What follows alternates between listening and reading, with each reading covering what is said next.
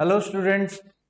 तो आज हम पॉलिटिकल साइंस में chapter number 3 the US hegemony in world politics पढ़ेंगे। ठीक है, या इसका दूसरा नाम है the US dominance in world politics. ठीक है, जैसे कि अभी तक हम दो चैप्टर्स पढ़ के आए हैं, the cold war era, the cold war era, और दूसरा पढ़ा है हमने एंड ऑफ बाइपोलैरिटी। ठीक है, एंड ऑफ बाइपोलैरिटी। अच्छा, आज ये हमारा इस सीरीज का थर्ड चैप्टर है। ठीक है, तो आप लोग जो है प्रिपेयर कर रहे हो सीयूईटी 2023 के लिए। ठीक है, तो सबसे पहले हेजेमनी क्या होता है इसको हम समझने की कोशिश करेंगे। ठीक है, हेजेमनी होता है जहां पे सारी की सारी पावर एक सेंटर के पास हो, एक कंट्री के पास हो। ठीक है, उसको हम हेजेमनी बोलते हैं, यहां डोमिनेशन बोलते हैं, इसको डोमिनेशन या हेजेमनी। लेकिन हेजेमनी जो है वो एक ब्रॉडर कंसेप्ट है। ठीक है, उसमें पॉलिटिकल भी आता है कि भैया पॉलिटिकल डोमिनेशन भी आएगा, इकोनॉमिक डोमिनेशन भी आएगा और कल्चरल डोमिनेशन भी आएगा। किसका? यूएस का, पूरे वर्ल्ड पे। जैसे आज हम पूरे वर्ल्ड में जैसे बर्गर खाना पसंद करते हैं, पिज्जा खाना पसंद करते हैं, ब्लू जीन्स पहनना पसंद करते हैं, बैटमैन मूवी वॉच करते हैं, उसके बाद स्पाइडरमैन है। तो ये सारे के सारे, और ये हमारा डेवलपिंग कंट्रीज का ये कंसेप्ट है कि जनाब अगर स्टैंडर्ड ऑफ लिविंग होना चाहिए तो अमेरिका जैसा होना चाहिए।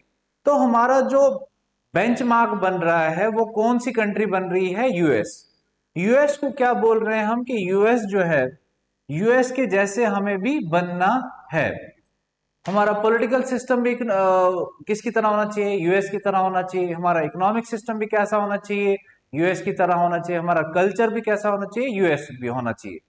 इंडिया का जैसे सपोज इंडिया का अपना कल्चर है, जैसे इंडिया में समोसा है, लेकिन वेस्ट का या यूएस का क्या है? बर्गर है। तो आज लोग प्रेफर करते हैं कि भैया समोसा नहीं खाएं या पकोड़ा नहीं खाएं या मट्ठी नहीं खाएं या गुलाब जामुन नहीं खाएं, तो आज हम क्या खाएं? बर्गर खाएं, आज हम आइसक्रीम खाएं, आज हम पता नहीं क्या क्या अलग अलग नाम दे रखे हुए हैं। तो ये चीज क्या है? हमारे कल्चर को डोमिनेशन डोमिनेशन कर रहा है, मतलब डोमिनेट कर रहा है। कौन कर रहा है? स्प्रेस कर रहा है। हमारे इंडियन कल्चर को स्प्रेस कौन कर रहा है? यूएस का कल्चर। ब्लू जीन्स पहन रहे हैं, क्या आज हम कुर्ता कुर्ता पजामा पहन रहे हैं, साड़ी पहन रहे हैं, लुंगी पहन रहे हैं? नहीं पहन रहे, बहुत रेयरली पहनते हैं, ओकेजनली पहनते हैं। तो इससे ये पता चल रहा है कि भैया यूएस की कल्चरल डोमिनेशन जो है वो पूरी की पूरी वर्ल्ड में अभी तक क्या है? फैल गई है। दूसरी बात, जैसे आज हमें बोला जाता है कि democracy is the best form of government, तो ये भी कहीं ना कहीं किसका कंसेप्ट है? ये कहीं ना कहीं यूएस का कंसेप्ट है कि भैया लिबरलिज्म होना चाहिए, डेमोक्रेसी होना चाहिए, कैपिटलिज्म होना चाहिए। तो अब आ गई बात कैपिटलिज्म। तो कैपिटलिज्म भी ये किसने कंसेप्ट दिया था? कैपिटलिज्म भी हमारा यूएस ने कंसेप्ट दिया था। तो आज ऑलमोस्ट हर एक वर्ल्ड की कंट्री जो है वो किसको फॉलो कर रही है? कैपिटलिज्म को फॉलो कर रही है। तो कैपिटलिज्म मतलब इसका जो फादर है वो कैपिटलिज्म का, वो कहां पे है? यूएस में है। तो ये सब चीजें मतलब अल्टीमेटली हमें कौन कंट्रोल कर रहा है? यूएस कंट्रोल कर रहा है। आइडियोलॉजिकली हमारी आइडियोलॉजीज क्या हैं? वो वाली आइडियोलॉजीज हैं जो यूएस फॉलो कर रहा है। ठीक है, और हम भी उसी को फॉलो कर रहे हैं। ठीक है, तो जब कोल्ड वॉर खत्म होती है, कोल्ड वॉर कब खत्म होती है? 1991 में। ठीक है, तो इसी के साथ डिसइंटीग्रेशन भी हो जाता है। जब डिसइंटीग्रेशन हो जाता है यूएसएसआर का, तो कोल्ड वॉर स्टार्ट हो जाती है। ठीक है, सॉरी, कोल्ड वॉर भी खत्म हो जाती है। लेकिन हेजेमनी किसकी स्टार्ट हो जाती है? 1991 के बाद हेजेमनी स्टार्ट हो जाती है यूएस की। क्योंकि पहले वर्ल्ड जो था दो पोल्स में डिवाइडेड था। किस किस में? ये था हमारा एक यूएस में और दूसरा यूएसएसआर में। लेकिन यूएसएसआर डिवाइड हो गया, डिसइंटीग्रेट हो गया 15 रिपब्लिक्स में। और बहुत सारे रिपब्लिक्स ने क्या फॉलो किया? डेमोक्रेसी फॉलो किया। ठीक है, उसके बाद कैपिटलिज्म फॉलो किया, उन्होंने सोशलिज्म को छोड़ दिया।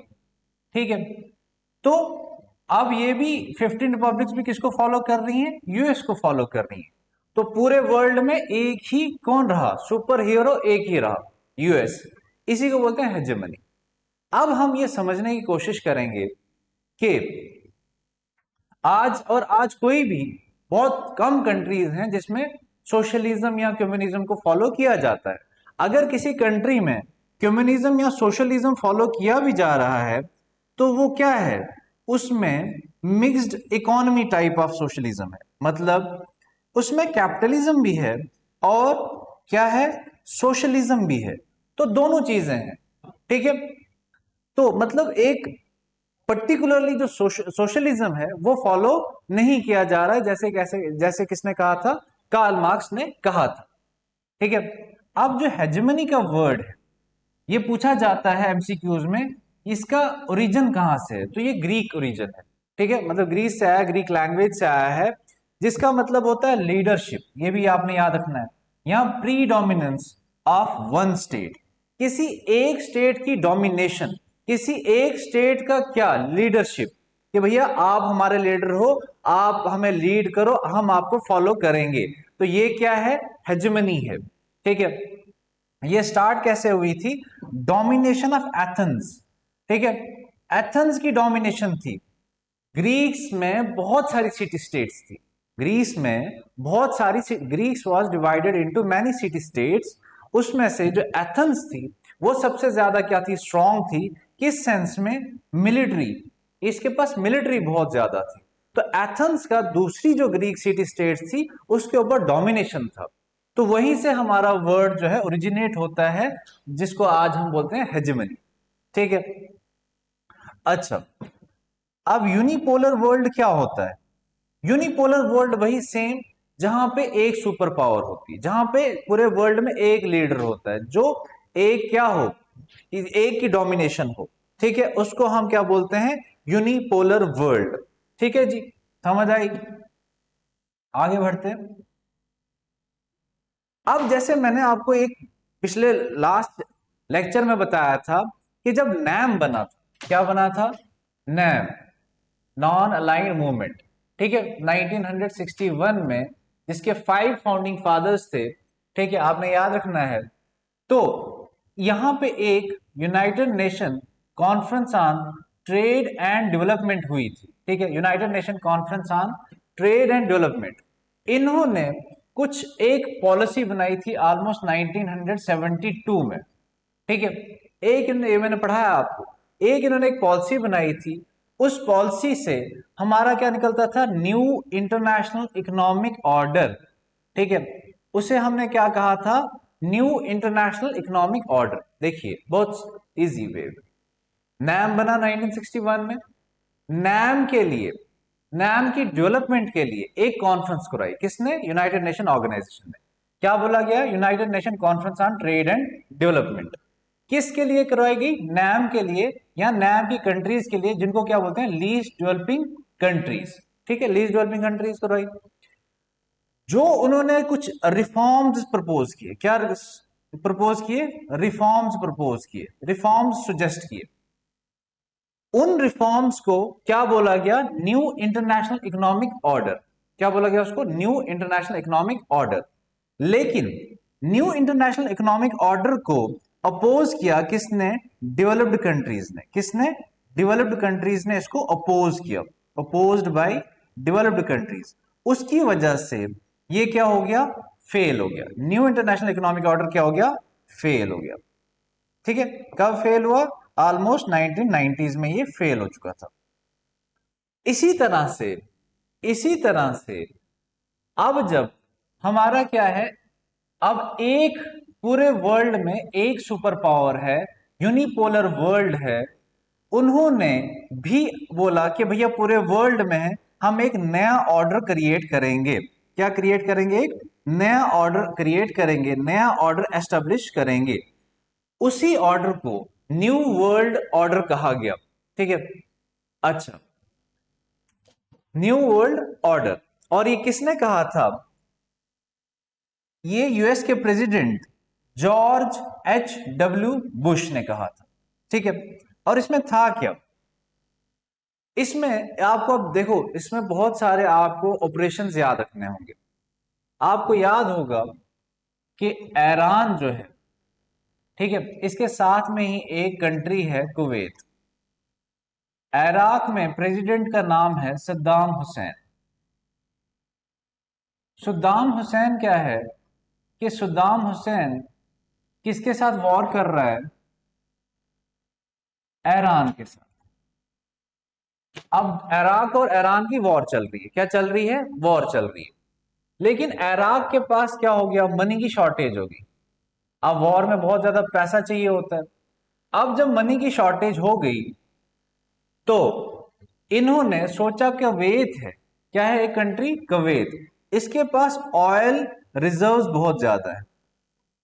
ठीक है, मतलब तेल के कुएं हैं इनके पास बहुत ज्यादा। ठीक है, अब मुझे जो है, इराक एक बहुत पावरफुल कंट्री भी थी, इराक ने किसके ऊपर अटैक कर दिया, कुवैत के ऊपर। एक चीज समझने की बात है,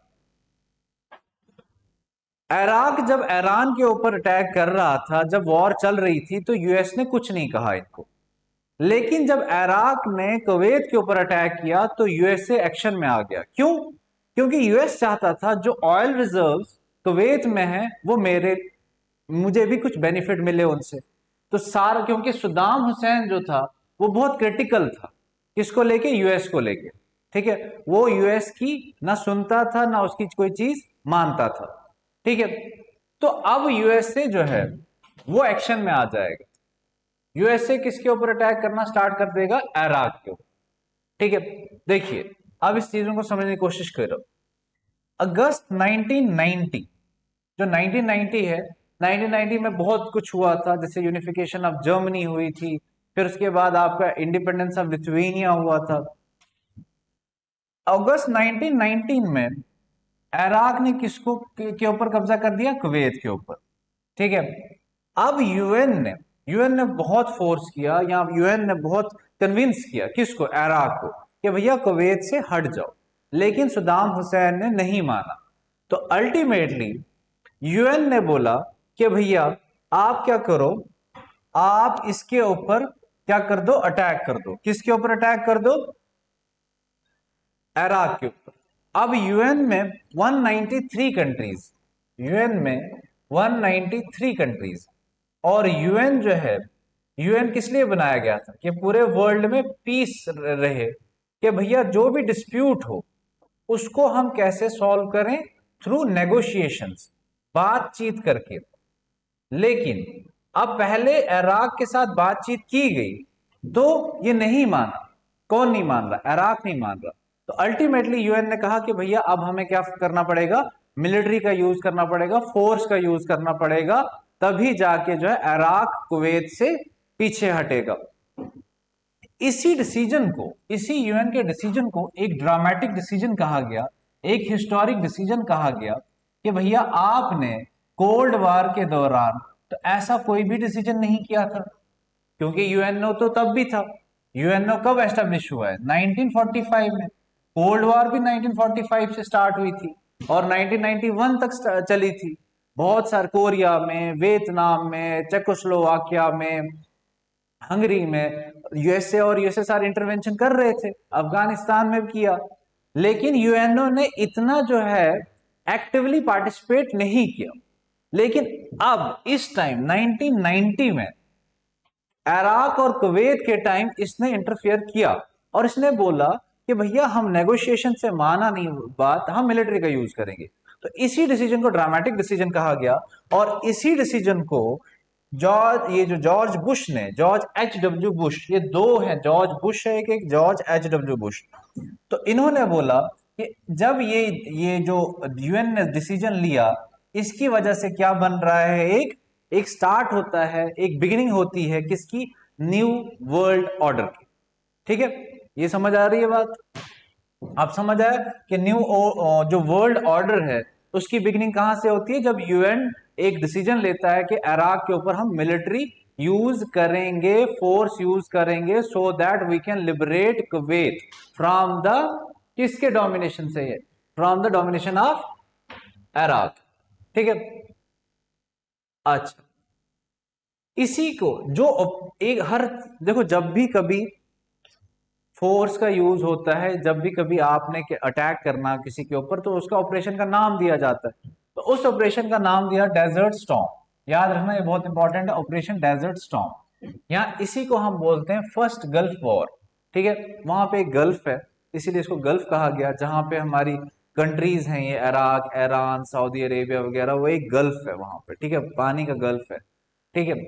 तो अच्छा, ये स्लाइड साफ नहीं दिख रही है शायद, कलर नहीं दिख रही है थोड़ी थोड़ी, तो इसको कलर चेंज करना पड़ेगा नेक्स्ट टाइम।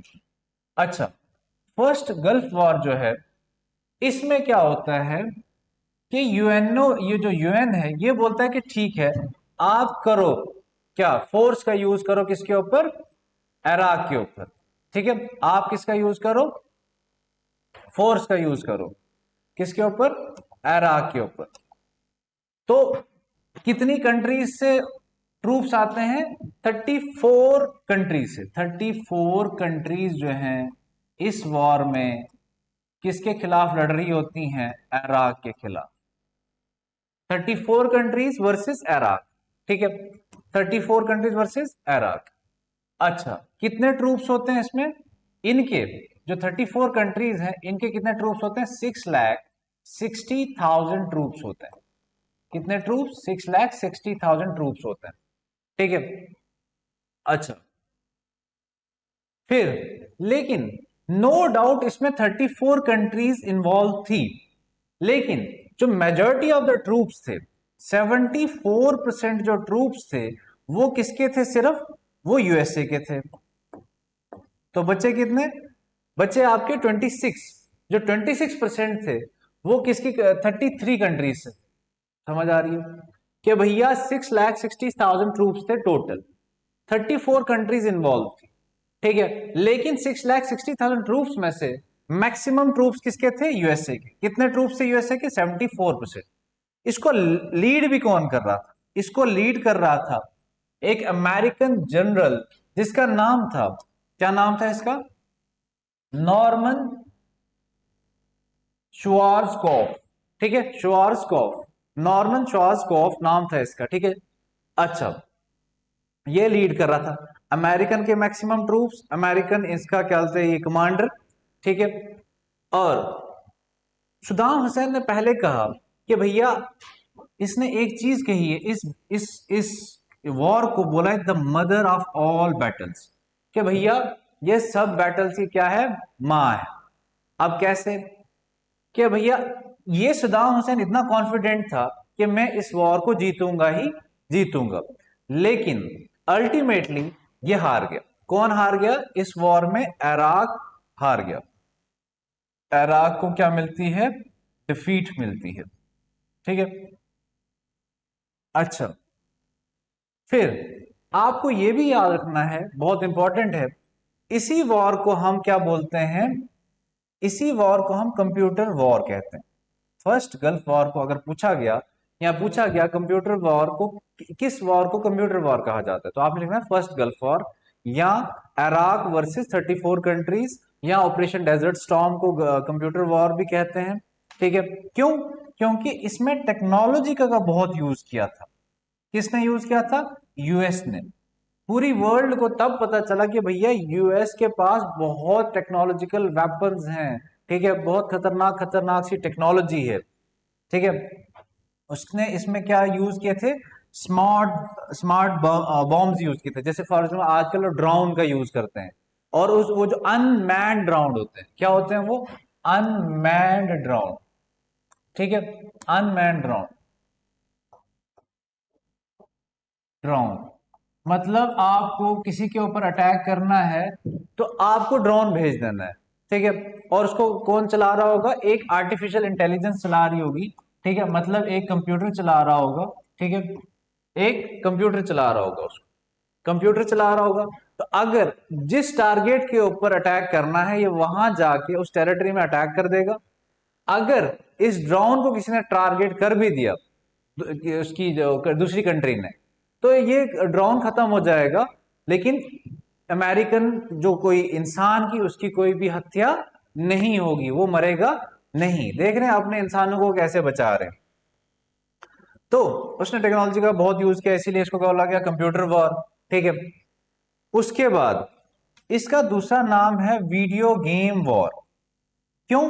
क्योंकि जो पूरी वॉर थी इसको टेलीविजन पे टेलीकास्ट किया गया था। ठीक है, टेलीविजन पे टेलीकास्ट किया गया था। ठीक है, अच्छा, लेकिन अब देखो क्या क्या बोला गया। Operation desert storm, era first gulf war, computer war, video game war कब हुई? 1919 अगस्त में चल रही है, अगस्त 1990 में चल रही है। ठीक है, कौन है प्रेसिडेंट उस टाइम यूएस का? George H W Bush. और इराक का कौन है? सद्दाम हुसैन है। ठीक है, उसके बाद सद्दाम हुसैन ने इस वॉर को क्या कहा था? The mother of all battles. ठीक है, ये जो कितनी कंट्रीज इन्वॉल्व थी? 34 कंट्रीज इन्वॉल्व थी। मैक्सिमम ट्रूप्स किसके थे? 74% यूएसए के थे। इसका कमांडर कौन था? नॉर्मन श्वार्ज़कॉफ। ठीक है, उसके बाद इसका क्रिटिसिज्म भी आया। ठीक है, इसका क्रिटिसिज्म ये है कि भैया इस वॉर को बहुत सारी कंट्रीज ने क्या किया था? फंडिंग की थी। बहुत सारी कंट्रीज ने क्या की थी? फंडिंग की थी। अब बोल रहे हैं कि जो मैक्सिमम फंडिंग आई है इसको, वो कहां से आई है? वो आई है जर्मनी से, जापान से और सऊदी अरेबिया से। मैक्सिमम फंडिंग कहां से आई है? Germany, Japan and Saudi Arabia. अब आप बोलोगे सर सऊदी अरेबिया तो और इराक जो है ये मुस्लिम वो है, मुस्लिम कंट्रीज हैं। तो जैसे एशिया में इंडिया और चाइना की लड़ाई लगी रहती है कि ज्यादा रीजनल पावर, जो पावरफुल कौन है इस रीजन में, इसी तरह से अरब कंट्रीज में वहां पे लड़ाई चल रही होती है कि ज्यादा पावरफुल कंट्री कौन है। जैसे सऊदी अरेबिया पावरफुल है, ईरान पावरफुल है, तो अभी उनके बीच में लड़ाई चल रही है। तो पहले इराक अगर ज्यादा पावरफुल था तो सऊदी अरेबिया चाहता था मैं ज्यादा पावरफुल हो जाऊं, मेरा ज्यादा डोमिनेंस यहां पे चले, तो इसीलिए सऊदी अरेबिया ने इस वॉर को फंडिंग की। ठीक है, तो इन्होंने बोला जितना इन्होंने पैसा दिया था जर्मनी, जापान और सऊदी अरेबिया ने यूएसए को, इतना यूएसए ने स्पेंड नहीं किया। ठीक है जी, ये बहुत इंपॉर्टेंट है। ये देखिए, इराक हार चुकी है, इराक हार चुका है। अब जो है इराक जो है कुवैत से निकल रहा था, ये हाईवे है। लेकिन यूएस के ऊपर ये एक वो है क्रिटिसिज्म है कि अब जो इराक की जो फोर्सेस थी वो कुवैत से वापस इराक जा रही थी इस हाईवे से। तो ऊपर से यूएस ने क्या कर दिया? उनके ऊपर बॉम्ब फेंकना स्टार्ट कर दिए। और क्योंकि यहां पे बोल रहे हैं उस टाइम बहुत ज्यादा जाम लगा था, बहुत ज्यादा जाम लगने की वजह से इराक की फोर्सेस जो है वो स्टक हो गई थी। ऊपर से अमेरिका की फोर्सेस, एयर फोर्सेस आई और उनने बॉम्ब्स गिराए, और बहुत सारे इराकी फोर्सेस ही नहीं मरे बल्कि बहुत सारे सिविलियंस भी मरे। इसीलिए यूएस को बोला जाता है इसने वॉर क्राइम किया। ठीक है, क्योंकि सिविलियंस को मारा, इनोसेंट को मारा। इसमें फिलिस्तीनियंस थे, इसमें कुवैत के लोग थे, इसमें बहुत सारे हॉस्टेजेस थे। तो तभी इस हाईवे को नाम दिया गया हाईवे ऑफ डेथ। तो अगर कोई पूछेगा हाईवे ऑफ डेथ कहां है, तो ये एक क्या है? रोड है। किसके बीच? कुवैत और बसरा के बीच। कुवैत और बसरा, बसरा जो है, बसरा याद रखना, हाईवे ऑफ डेथ बोला गया इसको, हाईवे ऑफ डेथ। याद रखना आपने इसको क्या बोला गया? Highway of death. और ये कब हुआ था? ये हुआ था फरवरी 1991 को अटैक किया गया था, फरवरी 1991। अच्छा वहां दिख नहीं रहा, फरवरी 1991 को। ठीक है, इसको हाईवे ऑफ डेथ भी बोलते हैं। क्या बोलते हैं? Highway of death, highway of death. ठीक है, हाईवे ऑफ डेथ कहते हैं। और दूसरा बात, ये रोड किसके बीच में है? सर ये रोड जो है ये आपका कुवैत टू बसरा है। बसरा कहां पे है आपका? बसरा आपका इराक में है। ठीक है, तो ये याद रखना है। ठीक है, आगे बढ़ते हैं। अब फर्स्ट गल्फ वॉर हो रही है हमारी अगस्त 1992 फरवरी 1991, ठीक है, ये डेट हो रही है। उसके बाद देखो ये अमेरिका इसमें जीत गया। अमेरिका के जीतने के बावजूद यूएस में क्या हो रहा है, यूएस का जो प्रेसिडेंट था जॉर्ज H. W. बुश, अब उसको तो जीतना चाहिए था कि उसने वॉर जीती है, लेकिन वो हार गया। और कौन जीता, कितने इलेक्शन, कौन से इलेक्शन में, 1992, याद रखना, 1992 के इलेक्शन में अमेरिका में, यूएस के इलेक्शन में, ठीक है, यूएस के इलेक्शन में कौन जीता, जेफरसन बिल क्लिंटन। कौन जीता, जेफरसन बिल क्लिंटन। और 21 पार्टी का था, डेमोक्रेटिक पार्टी का। यहां पे मैं बताता चलूं कि यूएस में दो ही पार्टी हैं, वहां पे बाई पार्टी सिस्टम है, और छोटी छोटी पार्टीज भी बहुत सारी हैं, लेकिन वहां पे जो गवर्नमेंट है, तो गवर्नमेंट कौन फॉर्म करती है, ये दो ही पार्टीज करती हैं मेन, एक रिपब्लिकन पार्टी है और एक डेमोक्रेटिक पार्टी है, ठीक है, डेमोक्रेटिक पार्टी। ये माना जाता है कि डेमोक्रेटिक जो है बहुत ज्यादा मतलब हार्ड लाइनर वाले लोग हैं, ठीक है, ये थोड़े से सॉफ्ट लोग होते हैं। तो अभी जैसे डोनाल्ड ट्रंप जो था वो रिपब्लिकन पार्टी से था, ठीक है, और अभी जो है हमारे पास वहां पे प्रेसिडेंट है वो जो बाइडेन, वो किस पार्टी के हैं, डेमोक्रेटिक पार्टी के हैं, ठीक है। इसी तरह से अब तो जेफरसन बिल क्लिंटन किस पार्टी के थे, ये थे सर जी डेमोक्रेटिक पार्टी के।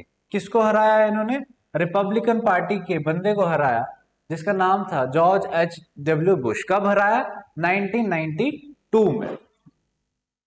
अब इसने किस बेसिस पे ये जीता, इसने बोला कि भैया मुझे फॉरेन इश्यूज के साथ कोई लेना देना नहीं है, मुझे इंटरनल पॉलिटिक्स देखनी है। तो इसने कैंपेन ही इसकी पूरी की पूरी किसके ऊपर फोकस थी, डोमेस्टिक के ऊपर थी, ना कि फॉरेन अफेयर्स के ऊपर कुछ नहीं था, ठीक है। इसने दो इलेक्शन जीते, किसने, बिल क्लिंटन ने, जेफरसन बिल क्लिंटन ने दो इलेक्शन जीते, एक 1992 का इलेक्शन और एक 1996 का इलेक्शन। तो आपको याद रखना है वहां के जो प्रेसिडेंशियल इलेक्शन होते हैं वो 4 साल के बाद होते हैं, ठीक है, यहां 5 साल के बाद होते हैं। अच्छा, उसके बाद अगर जेफरसन बिल क्लिंटन को फॉरेन पॉलिसी के ऊपर अगर कुछ वो काम कर रहा है तो सॉफ्ट इश्यूज को लेके काम कर रहा है। देखो यहां पे जो इश्यूज हैं वो दो में डिवाइड किए होते हैं, इश्यूज को दो में डिवाइड किया होता है, ठीक है, इश्यूज को दो में डिवाइड किया गया होता है, एक होते हैं सॉफ्ट इश्यूज, एक होते हैं हार्ड इश्यूज, सॉफ्ट और हार्ड, ठीक है।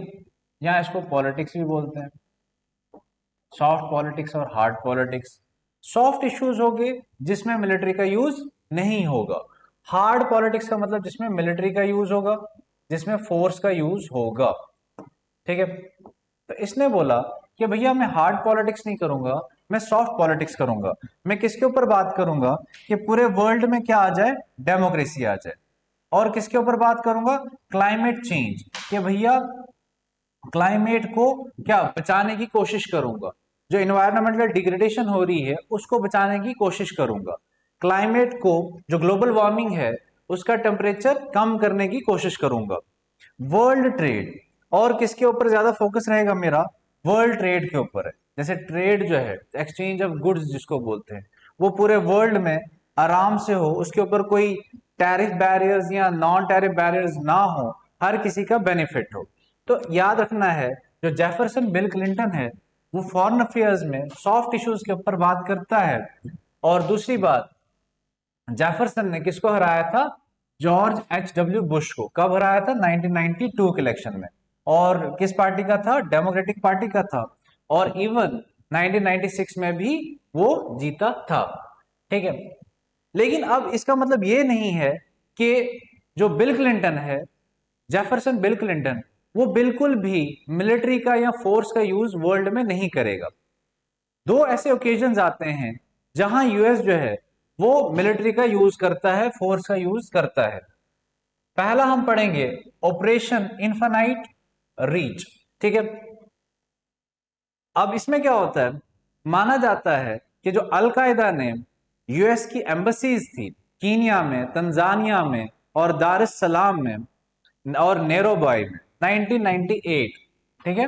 देखो 1992 में जीता, 1996 में जीता, उसके बाद तो ये इसका इलेक्शन कहाँ तक चलेगा, 2000 तक चलेगा। तो 1998 में इसने चलाया कौन सा, ऑपरेशन इन्फेनाइट। ऑपरेशन इन्फेनाइट चलाया। इसमें क्या होता है कि यूएस की एम्बसीज पे, यूएस की एम्बसीज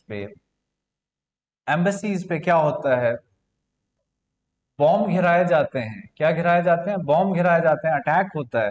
कहाँ कहाँ पे, नेरोबॉय, कीनिया, दारुसलाम और तंजानिया में, ठीक है। इस टाइम और किसने गिराए, अलकायदा ने। तो इसका बदला लेने के लिए यूएस ने किसके ऊपर अटैक किया, किसके ऊपर अटैक किया, अलकायदा के बेसिस के ऊपर। कहां कहां पे, सुदान में, सुदान में और आपका अफगानिस्तान में, सुदान और अफगानिस्तान, ठीक है। सुदान और अफगानिस्तान पे अटैक किया, और किसके साथ, क्रूज मिसाइल्स के साथ, ठीक है। ये याद रखना है, ठीक है। अच्छा, इसमें भी ये माना जाता है कि इसमें भी वॉर क्राइम्स हुए हैं। इसमें भी बहुत सारे जो सिविलियंस थे, जो बेचारे जिनका इनोसेंट थे, जिनका कोई लेना देना ही नहीं था इनके साथ, टेररिज्म के साथ, वो भी इस अटैक में मारे गए हैं, ठीक है जी। क्या याद रखना है आपको, operation infinite reach. Infinite reach कब स्टार्ट हुआ सर जी, 1998 में। क्यों हुआ, क्योंकि यूएस की एम्बसीज के ऊपर अटैक किया था अलकायदा ने, ठीक है। कौन कौन सी, कीनिया, दारुसलाम, नैरोबॉय और तंजानिया में। और जो यूएस ने अटैक किया फिर किस किस के ऊपर, सुदान के और अफगानिस्तान में। किसके बेसिस के ऊपर, ये किया आपके अलकायदा के बेसिस के ऊपर, ठीक है जी। पहला कौन सा पढ़ा था हमने, ऑपरेशन डेजर्ट स्टॉर्म। वो कब स्टार्ट हुआ था, वो हमारा हुआ था 1992 1991। वो कहां पे हुआ था, इराक में हुआ था। जब इराक ने किसके ऊपर कंट्रोल किया था, कुवैत के ऊपर। कितनी कंट्रीज, 34 कंट्रीज थी वहां पे, ठीक है जी। कौन था प्रेसिडेंट, जॉर्ज H.W. बुश। लेकिन ऑपरेशन इन्फेनाइट रीच में कौन था आपका प्रेसिडेंट, बिल क्लिंटन, ठीक है। दूसरा इवेंट क्या होता है, देखो मैंने आपको ये भी कहा था कि यहाँ पे एक यूगोस्लाविया एक कंट्री थी, मतलब एक बहुत बड़ा कंट्री थी। इसको बाद में 6 रिपब्लिक्स में डिवाइड हुआ है ये। कितने रिपब्लिक्स में, 6 रिपब्लिक। जैसे मैंने आपको बताया था, क्रोशिया, सर्बिया, उसके बाद बॉस्निया हर्जिगोविनिया, ठीक है, मोंटेनीग्रो, ठीक है। 6 रिपब्लिक्स, ठीक है। आपने याद रखना है, क्योंकि क्रोशिया, सर्बिया है, बॉस्निया हर्जिगोविनिया है। इसी में एक जो रीजन आता है, ये देखो, जो यूगोस्लाविया है ना, इसको जोड़े रखा, इन 6 रिपब्लिक्स को या 6 कंट्रीज को किसने जोड़े रखा था, जो नाम का फाउंडर था, कौन, टिट्टू। उसने इनको जोड़े रखा था। लेकिन जब टिट्टो की डेथ के बाद यूगोस्लाविया जो है वो डिसइंटीग्रेट होना स्टार्ट हो जाता है, क्योंकि उसमें बहुत सारी एथनिसिटीज थी। उसमें सर्ब्स की लड़ाई हो रही थी नॉन सर्ब्स के साथ, फिर कुछ अल्बेनियंस पॉपुलेशन थी, मतलब ये अलग अलग क्या थी, एथनिसिटी थी, ठीक है। एथनिसिटी वो होता है जिनका कुछ कॉमन कल्चर हो, कॉमन फिजिकल अपियरेंस हो, कॉमन एंसेस्टर हो, तो ये एक कॉमन लैंग्वेज हो, तो ये क्या बन जाती है, एथनिसिटी बन जाती है, ठीक है। तो अब ये आपस में लड़ रहे थे, तो अल्टीमेटली इसको डिवाइड कर दिया गया। तो उसी में एक और है, जब एक यहां का प्रेसिडेंट था, ठीक है, कौन था, स्लोबोदान, स्लोबोदान मिलोशेविक, ठीक है, स्लोबोदान मिलोशेविक। ये किसके ऊपर अटैक कर रहा था, कुसोवो के ऊपर। कुसोवो भी यूगोस्लाविया के अंदर ही एक रीजन पड़ता है। कुसोवो जो है वो इंडिपेंडेंस मांग रहा था, ठीक है। तो यूगोस्लाविया में स्लोबोदान मिलोशेविक ने किसके ऊपर अटैक करना स्टार्ट कर दिया, कुसोवो के ऊपर, क्योंकि वहां पे इंडिपेंडेंस की क्या थे, एक मूवमेंट चल रही थी, ठीक है। अल्बेनियन की पॉपुलेशन के उसने क्या किया, टारगेट किया। तो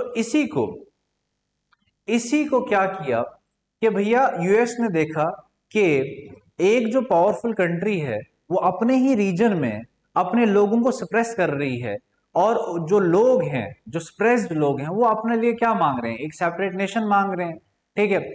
तो यूएसए ने किसके ऊपर बॉम्बिंग स्टार्ट कर दी, यूगोस्लाविया में। ये कब, 1999 में, ठीक है। तो 1999 में क्या करना स्टार्ट कर दिया, आपने याद रखना, योगोस्लाविया वाला, ठीक है, योगोस्लाविया वाला इंसिडेंट, कोसोवो पे जब इसने क्या किया था, अटैक किया था कोसोवो पे, ठीक है। आप देख रहे हैं हम सिस्टमेटिकली चल रहे हैं, हम पहले जैसे सपोज, फिर से अगेन मैं बार बार इसलिए रिपीट कर रहा हूं, आपको बोर करने के लिए नहीं, बल्कि आपको रिवाइज करने के लिए, ठीक है, कि रिवाइज रहे आपको, कि भैया बार बार आपको क्या रहे, दिमाग में रहे, जहन में रहे, ठीक है। जैसे मैंने कहा कि 1990 टू 91 तक ऑपरेशन डेजर्ट स्टॉर्म रहा, फिर उसके बाद 1998 में क्या रहा, ऑपरेशन इन्फेनाइट रीच रहा, ये इराक में रहा, और ये आपका कहाँ पे रहा, सूडान और अफगानिस्तान में रहा। फिर 1999 में ये कहाँ पे रहा आपका, यूगोस्लाविया में, जहां पे कोसोवो, और यहाँ का प्रेसिडेंट भी याद रखना है, स्लोबोदान मिलोशेविक, ठीक है, इराक का है सद्दाम हुसैन, उसके बाद यूगोस्लाविया का स्लोबोदान मिलोशेविक, ठीक है। अच्छा, आगे बढ़ते हैं। अब एक और अटैक होता है, देखो हमने बहुत सारे अटैक्स याद रखने हैं, ठीक है। ऑपरेशन डेजर्ट स्टॉर्म रखा हमने याद, desert storm, operation infinite reach, infinite reach. अब एक आए और आएगा आपका, ठीक है, उसको भी हम पढ़ेंगे, ग्लोबल वॉर ऑन टेरर और 9/11। आप लोग सब जानते हैं कि ये देखिए कि सितंबर 11 सितंबर 11 2001 में यूएसए में 4 एयरक्राफ्ट को, यूएसए के ही 4 एयरक्राफ्ट को क्या कर दिया था, हाईजैक कर दिया था। माना यह जाता है ये किसने हाईजैक किए थे, अल कायदा ने। किसने हाईजैक किए थे, अल कायदा ने, ठीक है, अल कायदा ने हाईजैक किए, और इन 4 एयरक्राफ्ट्स को किसके ऊपर क्या थे, क्रैश किया गया। ये पहला किया गया, पहला और दूसरा जो 2 एयरक्राफ्ट्स हैं आपके, वो किसके ऊपर उन्होंने अटैक किया, वर्ल्ड ट्रेड सेंटर के नॉर्थ एंड साउथ टावर्स पे, ठीक है, जिनको ट्विन टावर्स भी कहते हैं, हम क्या कहते हैं, ट्विन टावर्स। ट्विन टावर्स पे क्या किया, ये कहते हैं वो उसके ऊपर अटैक किया, ये देखिए आप धुआं निकल रहा है इसमें से, ठीक है। इसी तरह से फिर उसके बाद जो थर्ड है, जो आपका थर्ड है, अच्छा इस पे नजर नहीं आ रहा, जो आपका थर्ड है एयरक्राफ्ट है, वो पेंटागन में इन्होंने किया। पेंटागन, पेंटागन जो है यूएस आर्मी का हेडक्वार्टर है, कौन सा, यूएस आर्मी का हेडक्वार्टर है। और जो फोर्थ है, फोर्थ जो एयरक्राफ्ट था, वो उस फोर्थ एयरक्राफ्ट को बोला गया था कि आपने उसको कहां पे गिराना है, उसको किस बिल्डिंग के साथ स्ट्राइक करना है, कैपिटोल बिल्डिंग के साथ, ठीक है, कैपिटोल बिल्डिंग के साथ। लेकिन वो अल्टीमेटली कहां पे घिरा, वो पेंसिल्वेनिया फील्ड्स में घिर गया। फोर्थ जो था, फोर्थ कहां के लिए टारगेटेड था, कैपिटोल बिल्डिंग के लिए था। याद रखना है आपने, 4 के 4 एयरक्राफ्ट, और लेकिन घिरा कहां वो, पेंसिल्वेनिया में, पेंसिल्वेनिया के फील्ड्स में घिरा, ठीक है। ये देखिए 19 हाईजैकर्स मोस्टली कहां, कौन से लोग थे, अरब कंट्रीज के लोग थे। कौन थे ये, अरब कंट्रीज के लोग थे, जिन्होंने क्या किया, जिन्होंने 4 अमेरिकन कमर्शियल एयरक्राफ्ट को हाईजैक किया। वही सेम फर्स्ट और सेकंड कहां पे, ट्विन टावर्स पे। अच्छा, तीसरा एयरक्राफ्ट क्रैश कहां किया, पेंटागन। पेंटागन कहां, क्या पेंटागन में क्या इंपॉर्टेंट है, यूएस डिफेंस डिपार्टमेंट। देख रहे हैं आपने, ट्रेड को टारगेट कर रहे थे, ठीक है, इसमें ट्रेड चल रहा था, आर्मी को टारगेट किया, ठीक है। फिर जो चौथा था कैपिटोल बिल्डिंग, कैपिटोल बिल्डिंग मतलब वहां की लेजिस्लेचर के ऊपर अटैक कर रहे थे। तो मतलब जो भी इंपॉर्टेंट सिंबल्स थे, अमेरिका के जो भी इंपॉर्टेंट सिंबल्स थे, उनके ऊपर ये अटैक था। अगर यूएसए सेफ नहीं है, अगर एक सुपर पावर सेफ नहीं है पूरे वर्ल्ड में, तो कोई भी कंट्री सेफ नहीं रह सकती। यही दिखाना चाहते थे कौन, अलकायदा वाले, ठीक है, कि भैया एक मिथ खत्म करना चाहते थे कि भैया यूएसए जो है वो सुपर पावर नहीं है। तो इसीलिए उन्होंने इन 3 लोकेशंस को क्या किया, टारगेट किया। एक सिंबॉलिक लोकेशंस हैं ये, एक ट्रेड, एक आर्मी पेंटागन जहां पे यूएस का डिपार्टमेंट का हेडक्वार्टर है और डिफेंस हेडक्वार्टर है, और चौथा कैपिटोल बिल्डिंग जो लेजिस्लेचर है। ठीक है, अच्छा, लेकिन वो घेरा नहीं कैपिटोल बिल्डिंग में, वो कहां पे घेरा, पेंसिल्वेनिया के खेतों में घिर गया। ठीक है, इसी को बोला गया 9/11। इसी के रिस्पॉन्स में देखो इसमें क्या है, इस अटैक में कितने लोग मर गए, 3,000 की डेथ हो गई। अब इन्होंने बोला कि इन टर्म्स ऑफ शॉकिंग, कि भैया ऐसा क्या था अमेरिका में बहुत सालों से नहीं हुआ था। तो इस अटैक को कंपेयर किया जाता है कि भैया जब British burning of Washington DC, जो वॉशिंगटन डीसी है वहां पे जो उनका वो जो बिल्डिंग है उसको जलाया गया था ब्रिटिश के टाइम पे, कब, 1814। कि भैया वो भी बहुत बड़ा अटैक, याद रखना है। 9/11 attack was compared with the British burning of Washington DC. DC होता है डिस्ट्रिक्ट ऑफ कोलंबिया। ठीक है, डिस्ट्रिक्ट ऑफ कोलंबिया। ठीक है, अच्छा, कब, 1814 में। और ऐसे ही एक और अटैक हुआ था जो जापानीज ने किया था, किनके ऊपर, यूएस के ऊपर, कहां पे, पर्ल हार्बर के ऊपर, कब, 1941 में। ठीक है, यूएसए आया ही वर्ल्ड वार सेकंड में, सेकंड वर्ल्ड वार में कब आया था, जब उसके शिप्स पे अटैक किया गया था। कब, 1941 में। किसने किया था, जापानीज ने। किस हार्बर के ऊपर, पर्ल हार्बर के ऊपर, याद रखना। तो ये तो आ गया इन टर्म्स ऑफ किसके, शॉकिंग इफेक्ट, ये कितना बड़ा झटका था इनके लिए। लॉस ऑफ लाइफ, भैया कितनी जाने गई, इन्होंने बोला कि इतनी जाने सिर्फ कब गई थी, 1776 से पहले गई थी। ठीक है, उसके बाद इतनी जाने कभी भी यूएस की नहीं गई। तो याद रखना है, ठीक है, जब यूएसए जो है बना था 1776 में, उसके बाद ऐसा कभी भी, उसके बाद 2001 तक, 1776 से लेके 2001 तक ऐसा कोई भी अटैक नहीं हुआ जिसमें 3,000 लोगों की डेथ हुई थी। 1776 हो गया जब यूएस की फॉर्मेशन हुई थी। याद रखना है, British burning of Washington DC in 1814 में ब्रिटिश ने जलाया था, और इसी तरह जापानीज ने अटैक किया था किसके ऊपर, पर्ल हार्बर के ऊपर।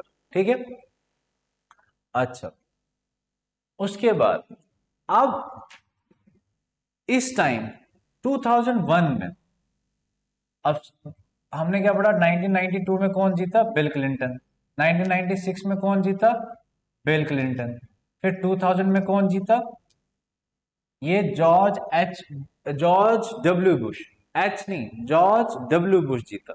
ठीक है, वो किसका बेटा था, वो पहले वाले प्रेसिडेंट का बेटा था जिसका नाम था जॉर्ज H.W. बुश।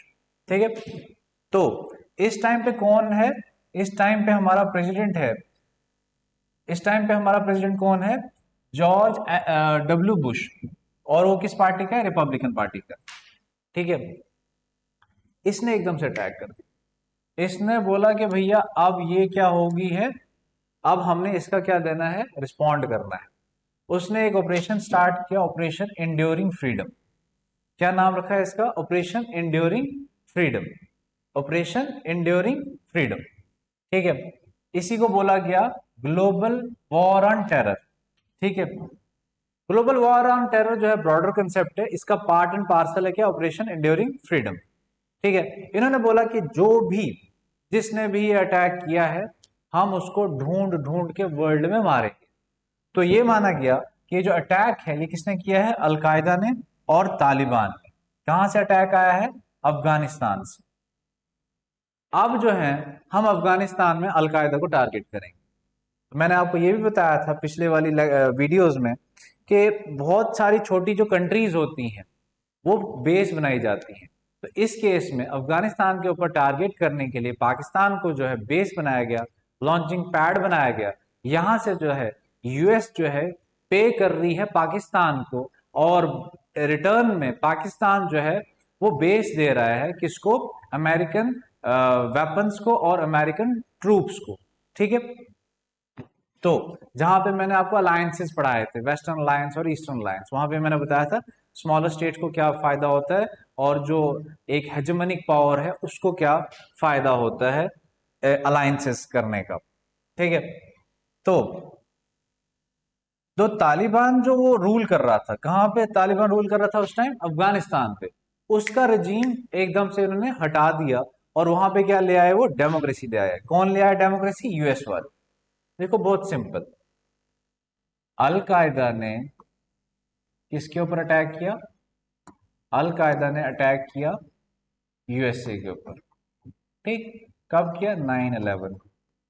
ठीक है, मतलब सितंबर को, सितंबर 2001। ठीक है, 11 सितंबर 2001 को अटैक किया। फिर उसके बाद जॉर्ज डब्ल्यू बुश ने क्या बोला? एक ऑपरेशन स्टार्ट किया, operation enduring freedom. Enduring freedom में बोला कि अल कायदा और तालिबान को अटैक करेंगे हम अफगानिस्तान में। ठीक है, अटैक किया और वहां पे अफगानिस्तान में कौन गवर्नमेंट चला रहा था? तालिबान वाले चला रहे थे। तो तालिबान को हटा के वहां पे क्या ले आया? वो डेमोक्रेसी। कौन ले आया? अमेरिका ले आया। ठीक है, समझ आई? बहुत सिंपल। डेजर्ट स्टॉर्म याद रहा? Operation desert storm. Operation desert storm में क्या हुआ था? इराक के ऊपर अटैक किया गया था क्योंकि उसने कुवैत के ऊपर कब्जा किया था। ठीक है, फिर operation infinite reach. Infinite reach ये कब हुआ था? 1990 में से 91 तक। ऑपरेशन इन्फेनाइट रीच, इसमें क्या हुआ था? इसमें आपका सूडान और अफगानिस्तान में अटैक किया था। क्यों? क्योंकि अलकायदा ने सूडान और अफगानिस्तान से किसको अटैक किया था? यूएस की एम्बसीज को, नेरोबाई, तंजानिया और कीनिया, दार es सलाम। ठीक है जी। फिर operation enduring freedom. Enduring freedom कब स्टार्ट हो रहा है हमारा? 2001 में, जिसमें यूएसए जो है वो अटैक कर रही है किसके ऊपर? अफगानिस्तान में। अफगानिस्तान में किसके ऊपर? अलकायदा और तालिबान के ऊपर। ठीक है जी। अच्छा, और ये कब हुआ था? ऑपरेशन इन्फेनाइट रीच 1998 में। ठीक है जी। आगे योगोस्लाविया वाला कब हुआ था? योगोस्लाविया वाला आपका 1999 में हुआ था, आई थिंक यही हुआ था। एक second, let me check. Yugoslavia में हुआ था आपका ये 1999 में। ठीक है, 1999 में। तो सीक्वेंस में चल रहा है।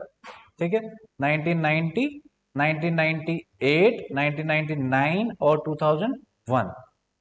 ठीक है, उसके बाद एक चीज इसमें और भी है, क्रिटिसिज्म ये है कि यूएसए ने अब यूएसए को जो भी सस्पिशियस लगा कि भैया ये बंदा सस्पिशियस है, उसने हर एक कंट्री के बंदों को उठाया और किसी को जेलों में डाल दिया, किसी को डिटेन कर दिया, किसी को दूसरी कंट्री में भेज दिया, वहां पे उसको इन्वेस्टिगेशन कर रहे थे। लेकिन जो सबसे बड़ा क्रिटिसिज्म यूएसए का इस वॉर में है वो ये है कि वो जो यूएस जो था प्रिजनर्स को कहां ले जाता था? ग्वांटानामो बे। ग्वांटानामो बे में ले जाता था। ग्वांटानामो बे कहां पड़ता है आपका?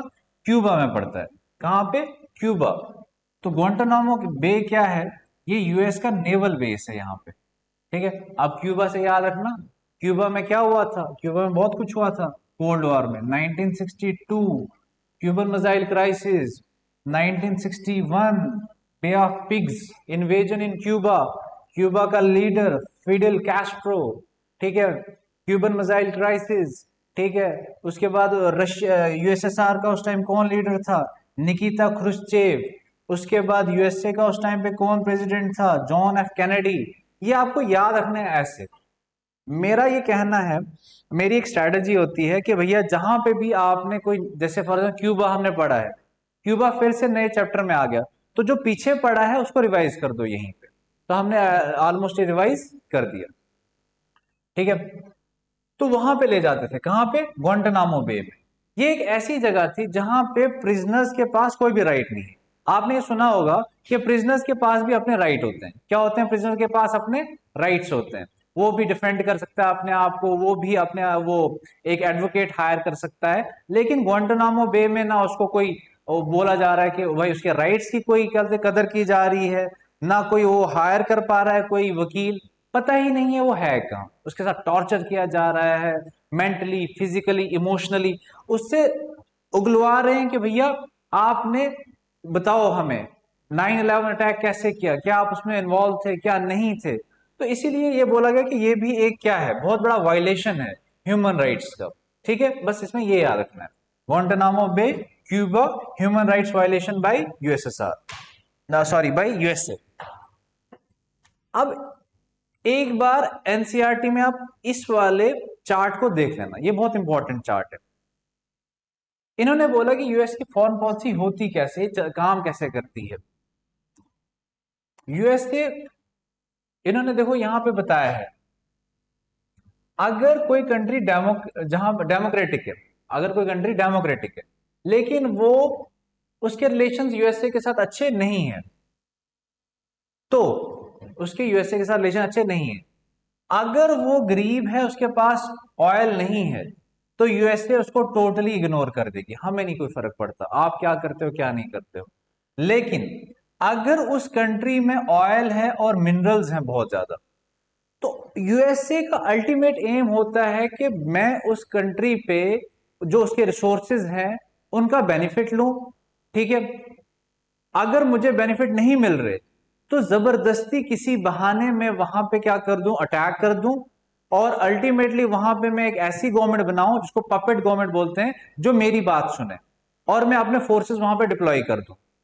और बहाना क्या होता है मोस्टली, जैसे आपने देखा होगा इराक में इसने वॉर की थी, वो हम 2003 में पढ़ेंगे। इराक में भी वॉर की, किसने अटैक किया, यूएसए ने।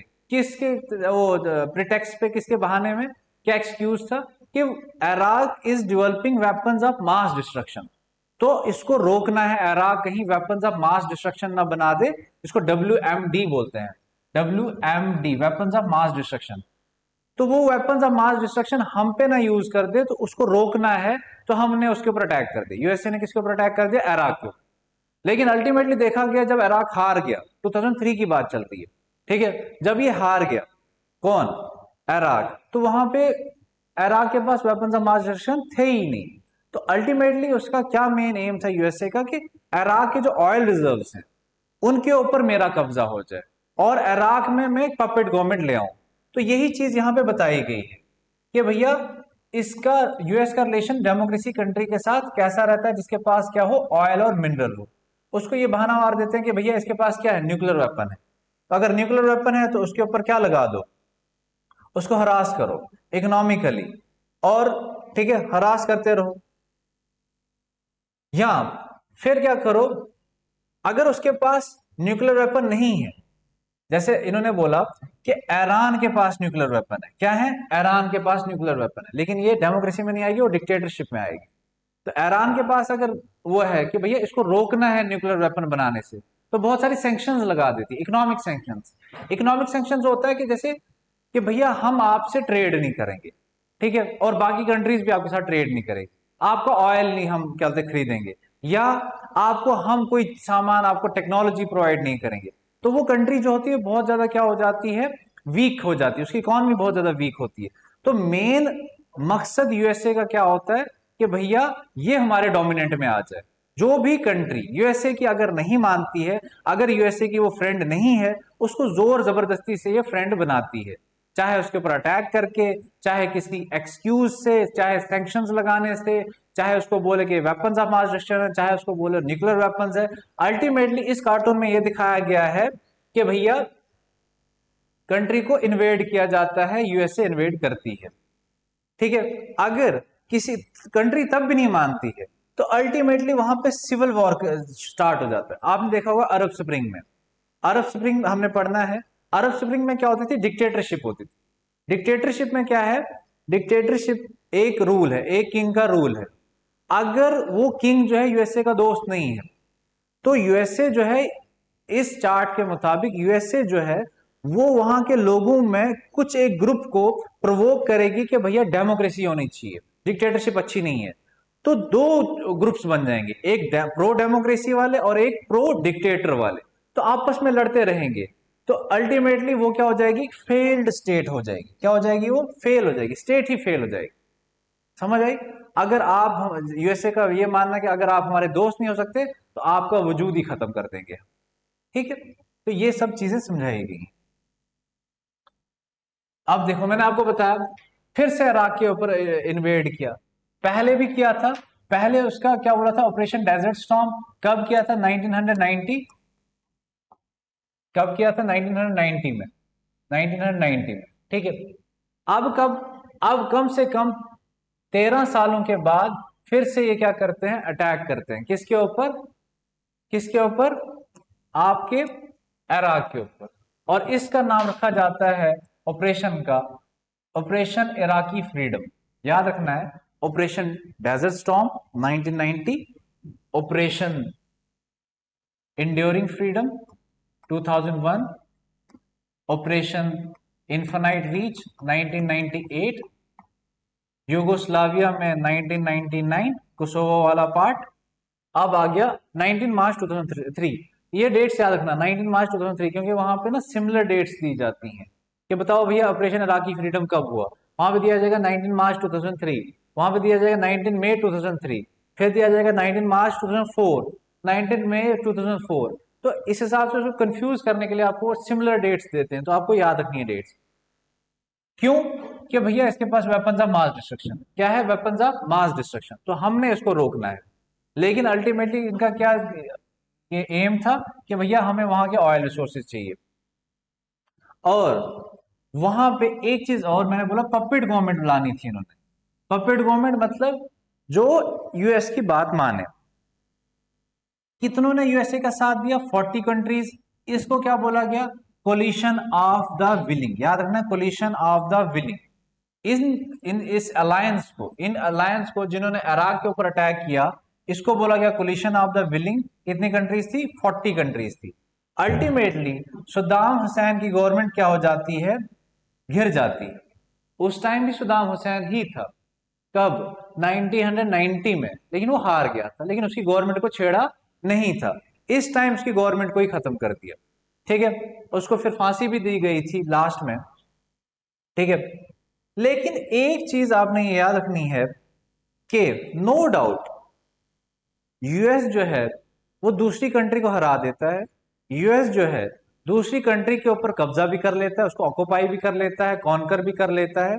लेकिन वहां के लोगों को, वहां के जो, जैसे इराक के लोगों जो है, इराक के जो लोग हैं वो यूएसए की जो स्पॉन्सर्ड रजीम है उसको सपोर्ट नहीं करते। ये बहुत बड़ा इसको सेटबैक है। क्या बोला मैंने, कि भैया यूएसए, मतलब यूएसए किसी टेरिटरी पे क्या कर लेता है, कब्जा कर लेता है, लेकिन वहां के लोगों को के दिलों को जीत नहीं पाता है। बस ये बात मैं कहना चाहता हूं। ठीक है, तो अभी भी इंसर्जेंसी है किसके खिलाफ, यूएस ऑक्युपेशन इन इराक। यही चीज मैं बताना चाहता था।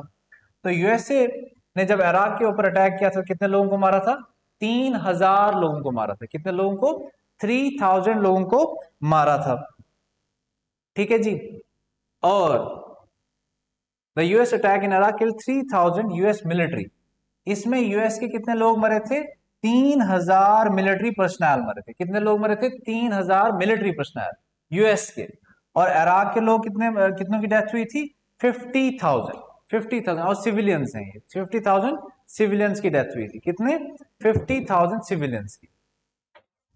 ऑपरेशन इराकी फ्रीडम में, ऑपरेशन इराकी फ्रीडम में कितने लोगों की जान गई, सर यूएसए के 3000 मिलिट्री पर्सनल और इराक के 50,000 सिविलियंस। सर ये ऑपरेशन इराकी फ्रीडम था क्या, सर यूएसए ने बोला कि इराक के पास वेपन्स ऑफ मास डिस्ट्रक्शन हैं या वो बना रहे हैं, तो हमने उसको रोकना है। तो इसलिए हम, यूएसए ने अटैक कर दिया किसके ऊपर, इराक के ऊपर किया। किसकी गवर्नमेंट को घिराया, सद्दाम हुसैन की गवर्नमेंट को हराया। ठीक है, घिरा दिया। ठीक है, यही क्या है आपका ऑपरेशन इराकी फ्रीडम है। ठीक है, इसमें भी कौन है, जॉर्ज डब्ल्यू बुश है। कौन था उसमें ऑपरेशन, आपका इंड्योरिंग फ्रीडम में भी आपका जॉर्ज डब्ल्यू बुश है। ऑपरेशन इंड्योरिंग फ्रीडम में भी, ऑपरेशन इंड्योरिंग फ्रीडम में भी आपका प्रेसिडेंट जो है यूएस का, वो जॉर्ज डब्ल्यू बुश है, जॉर्ज डब्ल्यू बुश। और क्योंकि ये कब हुआ, 2001 में। और 2003 में क्या हुआ, operation अराकी freedom, अराकी freedom, operation अराकी freedom, operation अराकी freedom. Operation अराकी freedom में भी कौन है आपका, जॉर्ज डब्ल्यू बुश। अब आप ये कार्टून देख रहे होंगे कि इसमें ये अमेरिका का सोल्जर है, ठीक है, अमेरिका का सोल्जर है। तो इसने किस किस के ऊपर हमला किया हुआ है, अफगानिस्तान के ऊपर भी, ईरान के ऊपर भी, पाकिस्तान के ऊपर भी, इराक के ऊपर भी, ट्रिपली ए कंट्री है, लीबिया है, ओमान है, उसके बाद यहाँ पे कजाकिस्तान है। तो ये ऑलमोस्ट मतलब पूरे वर्ल्ड को किसने कब्जा किया हुआ है, अमेरिकन सोल्जर। मतलब ये आपको क्या बता रही है, यूएस की हेजेमनी, ठीक है। अभी तक हमने क्या पढ़े, तीन चार क्या पढ़े हैं, ऑपरेशंस पढ़े हैं, वो आपको याद रखने हैं। उस टाइम पे कौन कौन सा प्रेसिडेंट है वो याद रखना है। तो operation desert storm, operation infinite reach, operation enduring freedom, ठीक है। अब ऑपरेशन अराकी फ्रीडम 1990, ऑपरेशन ये कौन सा, infinite reach 1998, operation enduring freedom 2001, operation अराकी freedom 2003, ठीक है। अच्छा जी, इसमें कौन था इन्फानाइट रीच में प्रेसिडेंट आपका, इसमें था जेफरसन, बिल क्लिंटन, इन दोनों में जॉर्ज डब्ल्यू बुश, ठीक है। अच्छा, इसमें जॉर्ज एच डब्ल्यू बुश, जो जॉर्ज डब्ल्यू बुश का बाप था, ठीक है जी। आगे बढ़ते हैं। अब पढ़ेंगे हम हेजेमनी फिर से। ये अब इतने ये ऑपरेशंस खत्म हो गए सारे, ठीक है। अब हम लास्ट में पढ़ेंगे कि जो हेजेमनी है वो एज अ हार्ड पावर, मतलब मिलिट्री का यूज, हेजेमनी कैसे क्रिएट की जाती है, डोमिनेशन कैसे क्रिएट किया जाता है, ये हार्ड पावर से भी किया जाता है और सॉफ्ट पावर से भी किया जाता है, ठीक है। हार्ड पावर मतलब मिलिट्री का यूज करके, तो मिलिट्री का यूज करना है हमने, ठीक है जी, मिलिट्री का यूज करना है। तो इन्होंने बोला कि जो अमेरिकन मिलिट्री है इसकी जो डोमिनेशन है वो एब्सोल्यूट टर्म्स में भी और रिलेटिव टर्म्स में भी बहुत ज्यादा है। क्या है, अमेरिका के पास जो मिलिट्री है, जो फोर्सेस हैं, वो एब्सोल्यूट एंड रिलेटिव टर्म्स में बहुत ज्यादा हैं वर्ल्ड के बाकी दूसरी कंट्रीज के कंपैरिजन में। तो एब्सोल्यूट टर्म में क्या है कि भैया यूएस के पास ऐसी कैपेबिलिटीज है, मिलिट्री कैपेबिलिटीज, जो पूरी अर्थ पे, अर्थ के प्लेनेट पे कहीं पे भी पहुंच सकती हैं, ये याद रखना है। इनके पास ड्रोन्स हैं, ऐसी टेक्नोलॉजीज हैं, सैटेलाइट गाइडेड मिसाइल्स हैं, बहुत सारी क्रूज मिसाइल्स हैं, एंटी बैलिस्टिक मिसाइल्स है, ठीक है, बहुत सारी ऐसी मिसाइल्स हैं कि वो कहीं पे भी किसी वक्त भी पहुंच सकती हैं। बस ये याद रखना है, अर्थ के किसी भी कोने में, क्योंकि इनके बहुत सारे बेसिस हैं, बहुत सारी कंट्रीज में इनके बेसिस हैं, ठीक है जी।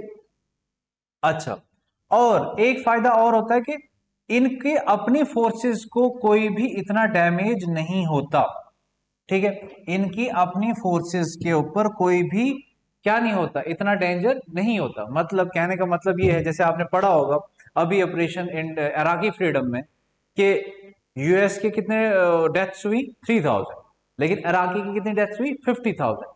तो इनकी कम होती हैं यूएस की, ठीक है। वो क्यों होती है, क्योंकि ये बहुत ज्यादा टेक्नोलॉजी का यूज करते हैं।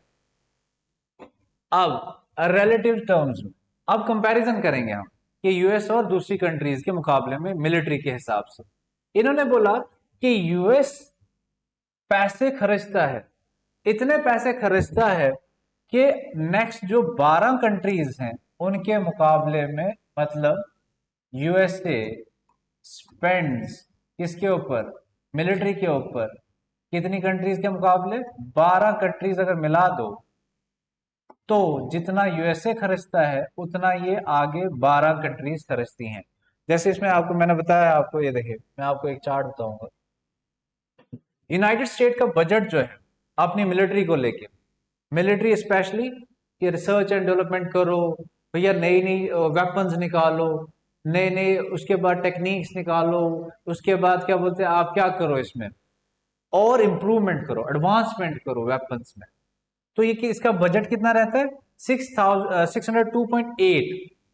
इसमें क्या होगा, ये मिलियन में है, ये 602, एक सौ यहाँ पे दिया नहीं है, बिलियन में।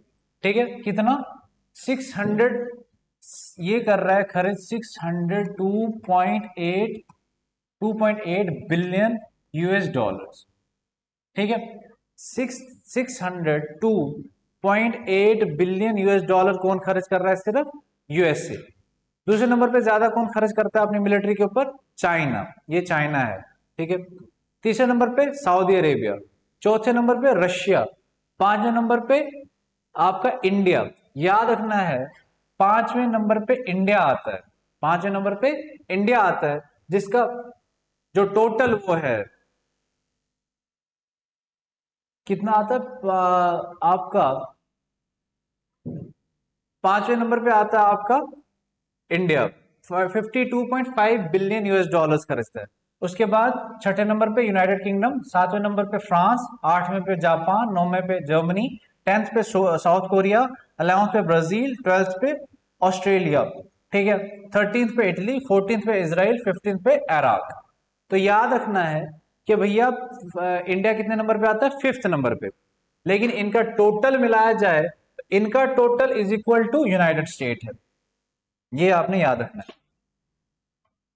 फिर मैंने आपको यह भी बताया था कि ये अर्थ के किसी भी प्लैनेट पे पहुंच सकते हैं, अर्थ का जो प्लैनेट है उसके किसी भी पार्ट पे कौन पहुंच सकता है, यूएसए की मिलिट्री पहुंच सकती है। ठीक है, अब कैसे, क्योंकि इनके अलग अलग कमांड सेंटर्स हैं। ये देखो, यूएस नॉर्थ कमांड, ठीक है, उसके बाद US south command, US European command, US central command, US African command. India किस कमांड के अंडर आता है, यूएस पैसिफिक कमांड। इनके अलग अलग कमांडर्स होंगे। कभी भी अगर इनको अटैक करना होगा किसी कंट्री के ऊपर, जैसे सपोज इसने अटैक करना होगा रशिया के ऊपर, तो कौन सा कमांड अटैक करेगा, यूएस ईयू कॉम, मतलब यूएस यूरोपियन कमांड अटैक करेगा। इनके अपने अपने कमांडर्स होते हैं, याद रखिएगा। ठीक है, इनके अपने अपने बेसिस होते हैं जहां जहां से अटैक कर सकते हैं। ठीक है, तो मैंने आपको ये बताया। उसके बाद हाँ, उसके बाद मैंने फिर आपको ये भी बताया था कि नो डाउट इराक को हरा तो देते हैं ये, लेकिन वहां के लोगों के दिल को जीत नहीं सकते। जब ये दूसरी कंट्री में पहुंच जाते हैं, ठीक है, उसको कॉन्कर कर लेते हैं, तब भी इनके खिलाफ बहुत सारी इंसर्जेंसीज होती हैं। जैसे इराक में ये पहुंच गए, इन्होंने जीत लिया इराक को, लेकिन वहां के लोग इनको क्या कर रहे हैं, अभी भी वहां पे इंसर्जेंसीज हैं, इनके ऊपर अटैक करते रहते हैं। तो इसी का मतलब है कि भैया no doubt with the help of military force US can conquer, जीत सकता है, डेटर कुछ रोक सकता है, उनको पनिश भी कर सकता है, लेकिन उनको पुलिस नहीं कर सकता। मतलब उनको कुछ ये नहीं कर सकता कि भैया आप ऐसा करो वैसा करो वैसा करो, वो सिखा नहीं सकता उनको। सिखा इन द सेंस कि भैया कि यूएसए के तौर तरीके पे चलो, वो नहीं मानते उस चीज को, उनकी अपनी मर्जी है। तो ये चीज याद रखनी, ये एमसीक्यू में आ सकता है कि मिलिट्री जो है यूएस की, वो क्या क्या कर सकती है, कंट्री को कॉन्कर कर सकती है, डेटर कर सकती है, पुनिश कर सकती है, लेकिन पुलिस नहीं कर सकती।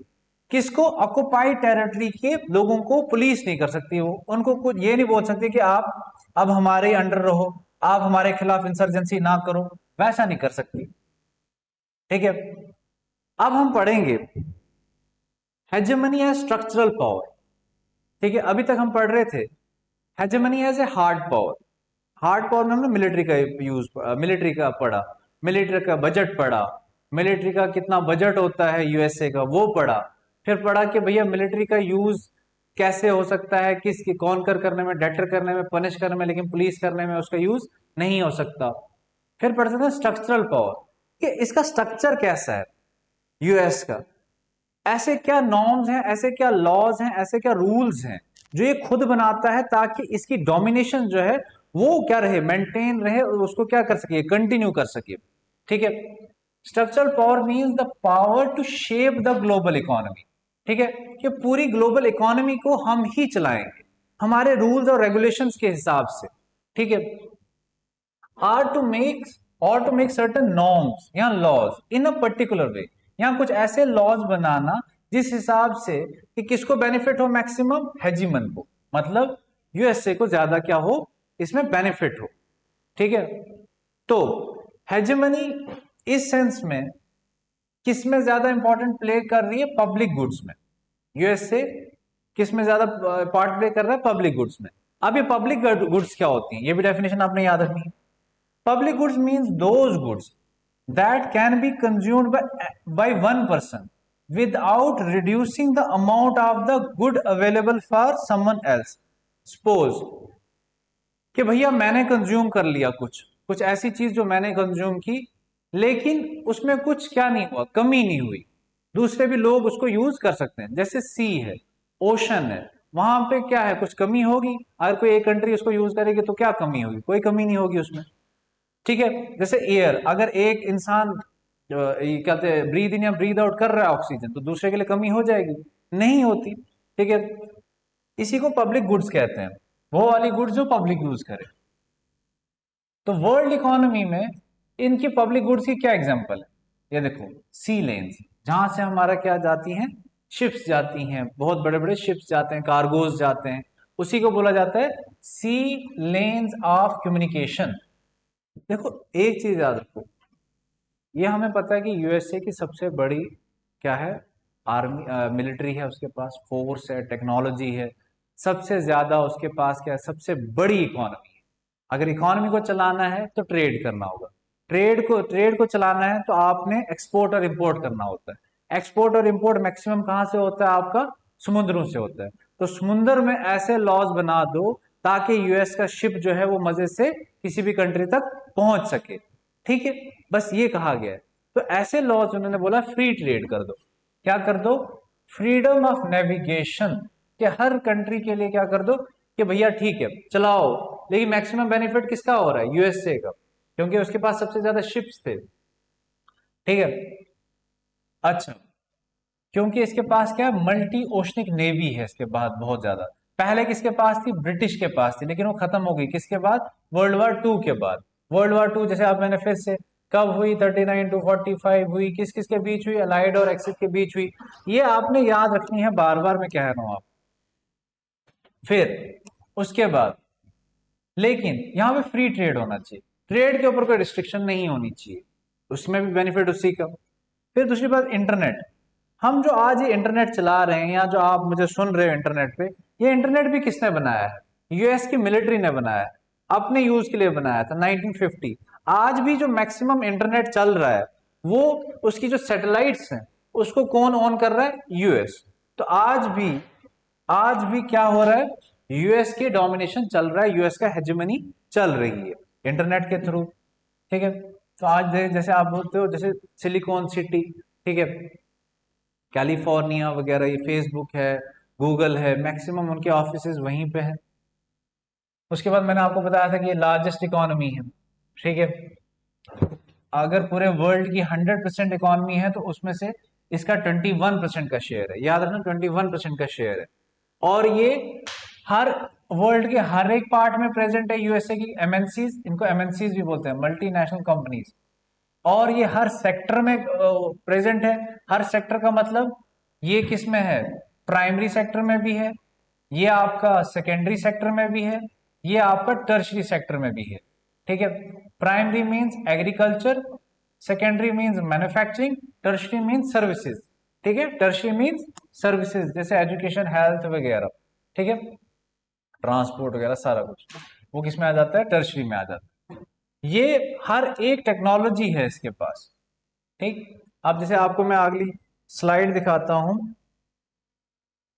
जैसे ये है, आप ये देख पा रहे हैं कि जीडीपी एट करंट प्राइस, ठीक है, मतलब करंट प्राइस जो अभी रेट चल रहा है चीजों का, उसमें मैक्सिमम किसकी इकोनॉमी है, यूएसए की, कितनी, 21.48। दूसरे नंबर पे कौन आती है, चाइना। तो इंडिया कितने नंबर पे आती है, 1 2 3 4 5th नंबर पे आती है, ठीक है। करंट प्राइसेस के तहत 2018 का डेटा है। करंट प्राइसेस मतलब जो आज की प्राइसेस हैं, एक होता है कांस्टेंट प्राइसेस, वो एक बेस ईयर लिया जाता है, पिछले ईयर के कंपैरिजन में आज के रेट्स निकाले जाते हैं।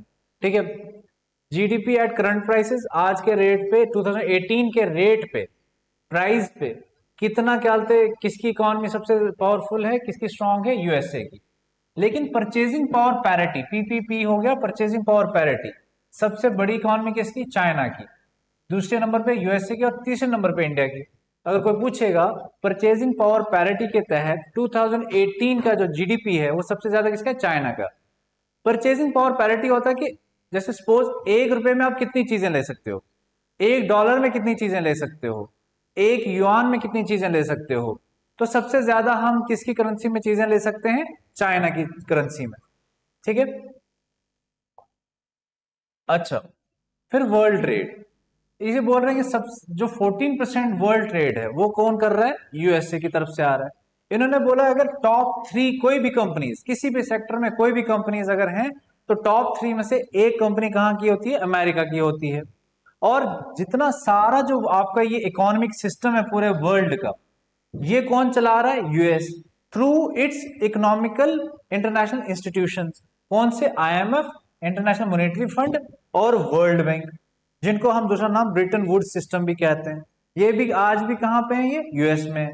मैक्सिमम इसका डिसीजन मेकिंग पावर किसके पास है, यूएस के पास है, क्योंकि मैक्सिमम कंट्रीब्यूटर भी कौन है, यूएस है। ठीक है, यूएस से पूरे वर्ल्ड की इकोनॉमी कौन चला रहा है, अल्टीमेटली यूएस चला रहा है। कैसे, आईएमएफ और वर्ल्ड बैंक के तहत। क्योंकि मैक्सिमम वर्ल्ड जो है वो, मैक्सिमम कंट्रीज जो है वो किसको फॉलो कर रही हैं, कैपिटलिज्म को फॉलो कर रही हैं। बहुत कम कंट्रीज जो है सोशलिज्म को फॉलो कर रही हैं, और उसमें से बहुत कम कंट्रीज है जो मिक्स्ड इकोनॉमी को फॉलो करती हैं। ठीक है, अब देख रहे हैं, अब पूरा हमारा जो वर्ल्ड ट्रेड है वो भी किस में होता है, मैक्सिमम डॉलर में होता है। अगर हमें ऑयल भी चाहिए, चाहे हम सऊदी अरेबिया के साथ ट्रेड कर रहे हैं या इराक के साथ ट्रेड कर रहे हैं, तो वहां पे भी अगर हमें ऑयल चाहिए तो हमें क्या देने पड़ते हैं, डॉलर देने पड़ते हैं। फिर आपने देखा होगा एमबीए की डिग्री, याद रखना एमबीए की जो डिग्री है वो भी सबसे पहले किसने, जो ये masters in business administration, master in business administration है, मास्टर इन बिजनेस एडमिनिस्ट्रेशन, वो भी किस में होती है आपकी, किसने स्टार्ट की है, master in business business administration, वो भी किसने स्टार्ट की है डिग्री, यूएस ने स्टार्ट की है। सबसे पहला स्कूल कौन था एमबीए का, वो था वार्टन स्कूल, और ये कहां पे, किस यूनिवर्सिटी में था, यूनिवर्सिटी ऑफ पेंसिल्वेनिया। और ये कब बनाया गया, 1881 में, ये याद रखना है, 1881 Wharton school eight university of Pennsylvania. ठीक है, ये आपने याद रखनी है। ठीक है, उसके बाद फर्स्ट एमबीए कोर्स कहां स्टार्ट किया गया, कब स्टार्ट किया गया, 1900 में, 1881 में स्कूल बनाया गया। कोर्स कब बनाया गया, 1900 में। और फर्स्ट जो एमबीए कोर्स था आउटसाइड द यूएस, वो कब स्टार्ट किया गया, 1950 में। देख रहे हैं कितने सालों के बाद, ऑलमोस्ट 50 सालों के बाद पूरे वर्ल्ड को पता चला कि भैया एमबीए की भी डिग्री होती है। इनको कब पता चल गया था, 1881 में। स्टार्ट कब करती थी क्लासेस, 1900 में। कौन सा स्कूल आया था, वार्टन स्कूल। कौन सी यूनिवर्सिटी, यूनिवर्सिटी ऑफ पेंसिल्वेनिया। पूरे वर्ल्ड में एमबीए का कब पता चला, 1950 में। ये आपने याद रखना है। अगर ये चीजें याद नहीं होंगी तो सीयूईटी का होना बहुत मुश्किल है। तो इसके हर एक चीज को क्या करना है, आपने याद रखनी है। ठीक है, तो आज जो है हमारा यहां तक ही लेक्चर है। अगर आपको कोई चीज समझ नहीं आ रही है, आप हमें कमेंट सेक्शन में दे सकते हो। ठीक है, बाकी हम ऐसे ही आगे आपको फिर से लेक्चर लाएंगे। तो अगर आपको कोई चीज समझ नहीं आ रही या आपने कुछ एक्स्ट्रा समझना है, हमें कमेंट सेक्शन में लिखिएगा, हम उसके ऊपर ज्यादा से ज्यादा फोकस करेंगे। इसका जो है, ये एक आपका जो एमसीक्यूज हैं, इसके साथ ही आपको मिल जाएंगे। Thank you.